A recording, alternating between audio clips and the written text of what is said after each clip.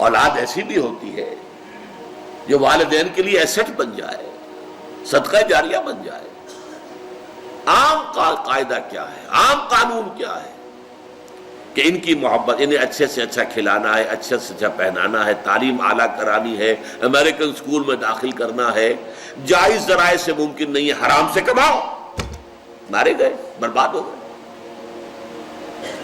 حضور نے فرمایا سب سے بڑا بدبخت وہ ہے جو دوسروں کی دنیا بنانے کے لیے اپنی آخرت برباد کر۔ تم اولاد کی دنیا بنا رہے ہو اور اپنی آخرت برباد کر رہے ہو، ان کی محبت کی وجہ سے تم نے حرام خوری شروع کی ہے۔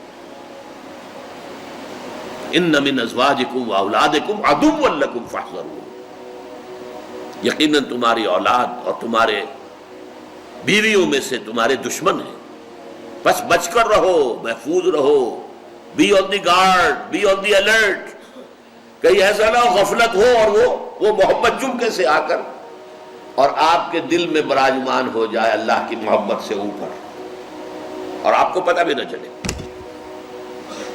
لیکن اس کا یہ مطلب بھی نہیں، یہ قرآن مجید کی، قرآن میں جو توازن ہے، توازن، اس کی سب سے اعلیٰ مثال یہ آیت ہے۔ ایک طرف بیوی اور اولاد کو دشمن قرار دیا جا رہا، دوسری طرف وَإِن تَعْفُوا وَتَصْفَحُوا وَتَغْفِرُوا فَإِنَّ اللَّهَ غَفُورٌ رَحِيمٌ، اگر تم معاف کرتے رہو، اگر چشم پوشی سے کام لو، ان کی خطائیں بخشتے رہو تو اللہ بھی تو غفور الرحیم ہے۔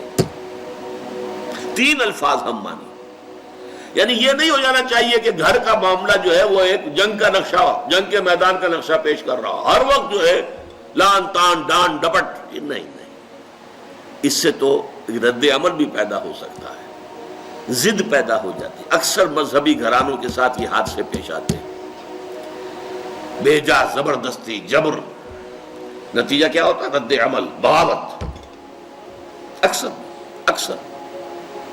یہ آیت ان کے لیے تیر بہدف ہے اگر واقعتاً اس پر غور کریں۔